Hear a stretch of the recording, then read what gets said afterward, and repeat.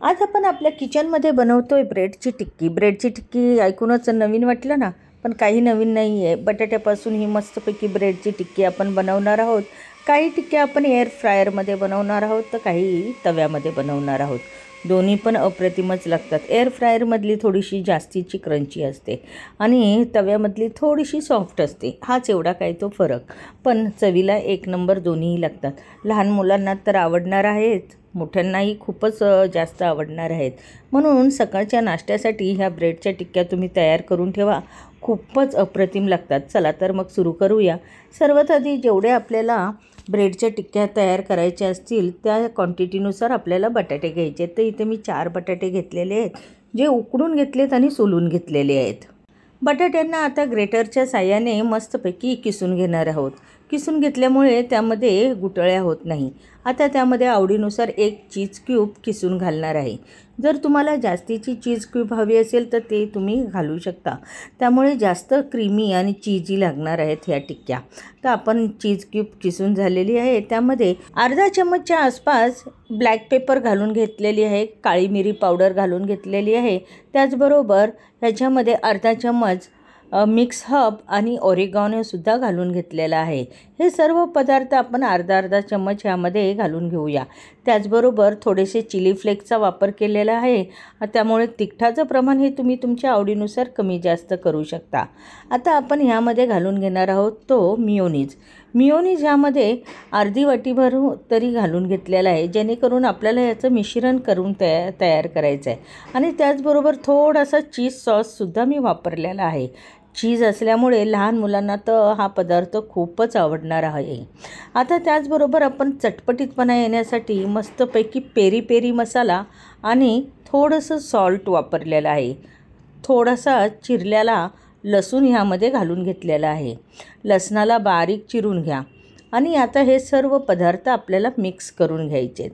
व्यवस्थित असे मिक्स झाले की हेच बॅटर इतकं चविष्ट लागतं ना की काही विचारू नका. नुसतं खाल ना तरी खूपच चविष्ट लागतं. आता ब्रेडच्या मध्यभागी या बॅटरला ठेवून आपल्याला ब्रेडवर हे बॅटर लावून घ्यायचं आहे आणि त्याच्यावर दुसरा ब्रेड आपण ठेवून टाकणार आहोत आणि थोडासा दाबून घेणार आहोत आणि वाटीच्या साह्याने आपण त्याला गोल आकारामध्ये टिक्क्या तयार करणार आहोत. बघा, अशा पद्धतीने झाली आपली ब्रेडची टिक्की तयार.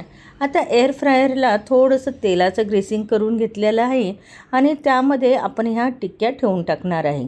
अगदी थोड्याशा तेलामध्ये एअर फ्रायरमध्ये ह्या टिक्क्या तयार होणार आहे. आपण ह्याला 10 मिनिटासाठी 180 डिग्रीवर बेक करण्यासाठी ठेवून टाकलेलं आहे. तव्यालासुद्धा थोडंसं तेलाचं ग्रेसिंग करून घेतलं आणि त्याच्यावर ब्रेडच्या ह्या टिक्क्या ठेवून घेतल्या आणि वरूनसुद्धा थोडंसं तेलाचं ग्रेसिंग करून घेतलं. आता आपल्याला तव्यामध्ये सुद्धा ह्या मस्तपैकी गोल्डन ब्राऊन कलर येईपर्यंत ह्यांना व्यवस्थित असं भाजून घ्यायचं आहे.